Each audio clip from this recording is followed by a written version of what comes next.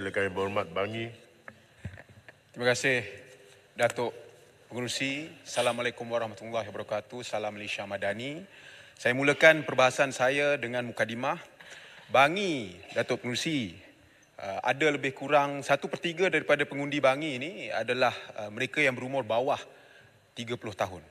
Dan lebih daripada separuh berumur 40 tahun ke bawah. Dan di Bangi juga ada banyak pertubuhan dan kelab sukan komuniti sama ada yang sudah berdaftar ataupun tidak. Dalam 12 bulan ini, Datuk Pengerusi, macam-macam jenis sukan saya rasmikan dekat Bangi ini. Maka dengan kepelbagaian yang ada, sokongan daripada pihak kementerian untuk aktiviti belia dan juga sukan dalam kawasan Parlimen Bangi amatlah penting. Datuk Pengerusi, saya merujuk kepada kod 020100 belia dan sukan. Di sini saya melihat terdapat peningkatan peruntukan daripada 106 juta untuk tahun ini kepada 112 juta untuk tahun 2024. Alhamdulillah di Bangi ini kami ada pejabat belia dan sukan daerah Hulu Langat yang terdiri daripada kaki tangan yang begitu komited, Datuk Pengerusi. Walaupun dengan jumlah kaki tangan yang kecil, tapi saya sendiri sebagai ahli parlimen Bangi, saya melihat bagaimana mereka telah dengan penuh dedikasi mengadakan aktiviti-aktiviti untuk belia dan sukan di daerah Hulu Langat, satu daerah yang cukup besar dan cukup padat, Datuk Pengerusi. Jadi sehubungan dengan itu, saya merujuk kepada kod 030400 program belia dan sukan. Saya juga sambut baik peningkatan peruntukan daripada lebih kurang 17.5 juta tahun ini kepada 22.5 juta untuk tahun hadapan. Saya berharap pejabat belia dan sukan daerah Hulu Langat mendapat limpahan pertambahan dana ini, Datuk Pengerusi, untuk mereka adakan lebih banyak program di daerah kami. Saya juga ingin mengucapkan terima kasih kepada pihak kementerian kerana telah menjalankan tahun ini program kemahiran latihan asas sukan renang bagi kanak-kanak di antara umur 6 hingga 12 tahun, terutama sekali di daerah-daerah yang ada potensi banjir seperti kami di Hulu Langat ini. Program ini, Datuk Pengerusi, mendapat sambutan yang amat-amat baik dan saya harap ia dapat diteruskan dan diperbanyakkan lagi program ini.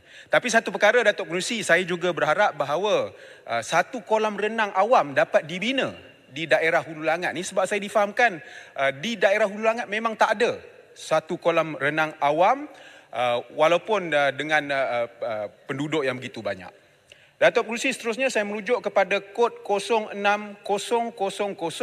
pembangunan sukan komuniti. Saya menyambut baik peruntukan sebanyak 20 juta untuk tahun ini bagi pembangunan sukan komuniti. Ini juga di samping dengan 50 juta yang telah diperuntukkan untuk geran padanan sukan atau GPS yang diumumkan oleh Yang Amat Berhormat Perdana Menteri semasa ucapan belanjawan. Saya melihat dana-dana ini akan banyak membantu untuk membangunkan, Datuk Pengerusi, sukan-sukan komuniti. Kalau kita nak bercakap tentang sukan di peringkat antarabangsa, kejayaan di peringkat antarabangsa, kita harus pastikan bahawa kita pupuk sukan di peringkat komuniti juga. Dan sukan ini, Datuk Pengerusi, kita tak boleh hanya melihat kepada sukan yang biasa orang main macam bola, badminton dan sebagainya. Tetapi kita juga kena lihat sukan seperti e-sports. Saya pernah kata dalam dewan ini, saya pun gamer. Saya pun ada main game, tapi saya bukanlah kompetitif gamer. Tapi potensi dalam e-sports itu adalah begitu besar. Jadi kita harus pupuk di peringkat komuniti. Ya, Pulai. Setuju ke Bangi kalau komuniti, sukan komuniti ni kita seperti cadangan Pulai adakan kerjasama dengan Pusat Khidmat di peringkat Parlimen. Kerana Pusat Khidmat ni mereka lebih dekat dengan komuniti masyarakat di bawah ini. Saya setuju sangat dan sebenarnya contohnya kalau di peringkat parlimen saya, memang banyak aktiviti yang mereka nak jalankan tapi selalunya kekurangan dana. Kita boleh bagi sumbangan tapi sumbangan kita pun kekangan terhad juga sebab kami tempat kawasan yang besar tapi peruntukan sama. Maka sokongan melalui dana pembangunan sukan komuniti amatlah dialu-alukan. Cuma saya melihat bahawa mungkin banyak lagi badan sukan yang masih belum tahu tentang adanya dana sukan komuniti dan geran padanan sukan ini. Jadi saya percaya bahawa pihak kementerian harus memperbanyakkan lagi promosi mengenai ketersediaan dana-dana ini. Satu lagi perkara terakhir jika dibenarkan, Datuk Pengerusi. Berkenaan dengan pendaftaran badan-badan sukan dan juga pertubuhan belia. Saya melihat bahawa banyak lagi badan-badan sukan dan pertubuhan belia ni yang sebenarnya belum berdaftar sama ada dengan ROY ataupun dengan di bawah Pesuruhjaya Sukan Malaysia. Ada banyak kelebihan kita tahu untuk berdaftar. Antaranya pertubuhan yang didaftarkan ni boleh mendapat dana, boleh mohon daripada pejabat parlimen dan sebagainya. Dan kadang-kadang kita memang nak bantu. Sekali kita tengok rupanya badan tersebut, kelab tersebut belum didaftarkan lagi. Dan saya percaya bahawa ROI secara khususnya dah banyak memudah carakan pendaftaran ini.